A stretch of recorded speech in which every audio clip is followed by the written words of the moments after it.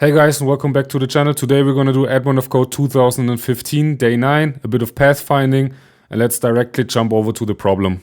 Okay, so today is about finding the best route that Santa can take.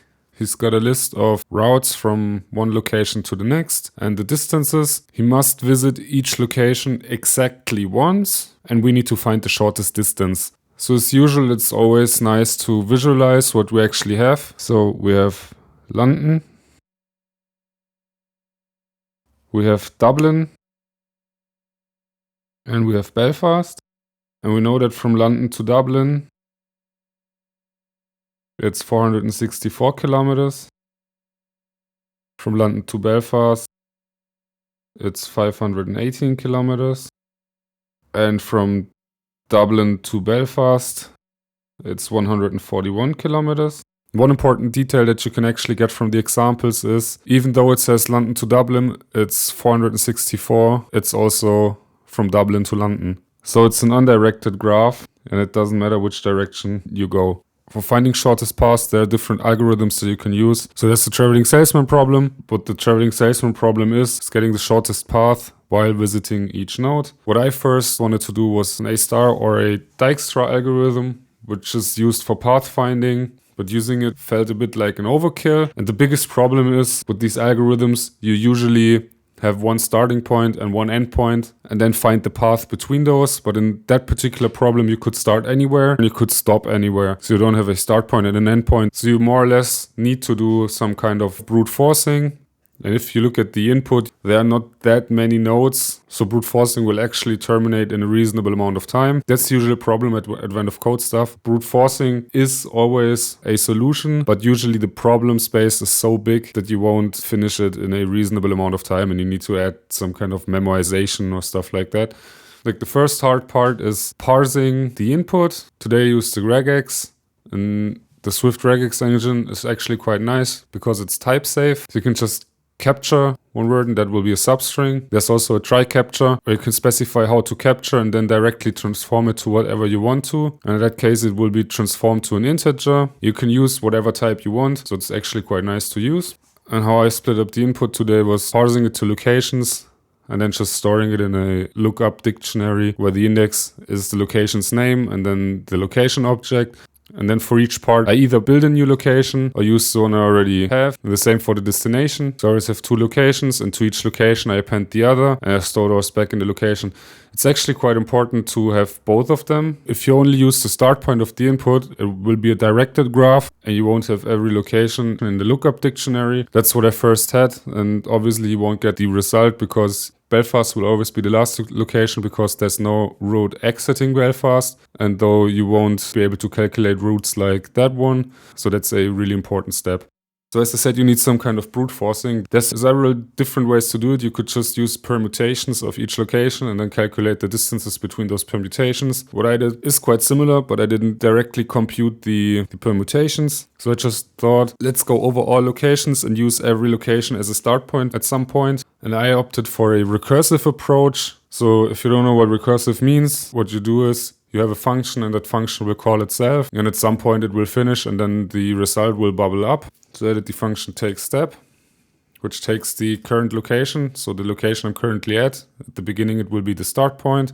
It keeps track of which locations we already visited and how long the current path is. With recursive functions, it's always really important to think about the exit point first, else you might run into an indefinite loop.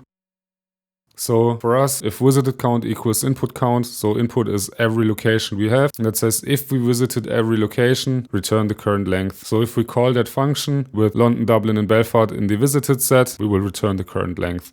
So let's say we started London. Our next possible steps are either Dublin or Belfast. Let's say we visit Belfast first. What that means is we're going to call our function recursively, and we'll now be at Belfast. And the already visited locations is London. So if we're in Belfast and look what other steps can we take, we can only go to Dublin. And once we're in Dublin, our counts will match. So we have 3 visited and we have 3 locations. So the recursion will end here. The function would bubble up 141. Then we would check if there are any other possibilities that we could go to. There are none. So that one would also bubble up and would have 141 plus 518 as our best routes. That's the best result we can have if we start from London to Belfast. And now the other possibility that we can have is starting from London, going to Dublin. Then in Dublin we would check what else can we do. Can go from Dublin to Belfast. And in Belfast we will check again, and there's no location left that we can visit. So we'll just bubble up 141. Then Dublin will check if there are any other possibilities, which there aren't. And that will just be 464 plus 141. And now what we have is 464 plus 141. And if you remember the first part, it was 141 plus 518. Now what you see is that taking that route is actually shorter, so we will just erase what we had before, and that will be our next best. So now we visited every possible route that starts at London. We would do exactly the same now, starting at Dublin, for example. Would go from Dublin to Belfast to London, calculate what's best, then go from Dublin to London to Belfast, calculate that one, and that will bubble up again. And then we would do the same for Belfast. First go to Dublin, then via London, and then we will calculate what's best there. So that's how it actually works. We check, do the counts match? If they match, we finished and bubble up. If not, we're looking at routes leaving the current location, filter them whether they have already been visited or not, and then we have each possible step. And then we start keeping track of the currently best solution that we have, and then we just start the recursion. So we add the location that we're gonna visit, take that as our current, increase the current length by the distance it actually takes us to get there, and then check whether the route will be better than the one we've already had. And finally, we return our best route. So as I said today, there weren't that many locations, so it's not that important to improve performance.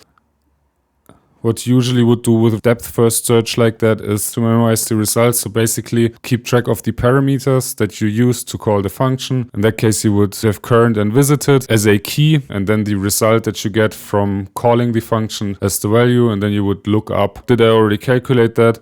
That usually improves performance because you remove many calculations that you've already done before. So now all what's left to do is iterate through each location, take that location as a start point, start the recursion at that location, calculate the best route that we can get for it, and then just keep track of our current best, print it, and we're done. Okay, so that was part 1. In part 2, Santa wants to show off. So now instead of having the shortest distance, he wants to know the longest distance.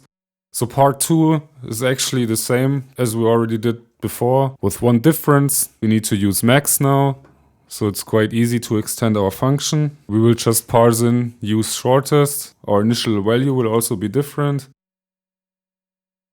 We will also use shortest in here. If we use shortest, take minimum. If not, use maximum. Then we also pass it to our next steps. And now it's the same code as above, with the only difference that we also initialize minimum here. We need to use max now, pass in use shortest, false. So that was my solution to day 9. I hope you learned something or at least enjoyed it. If you would have done it differently, leave it in the comments, and see you on day 10.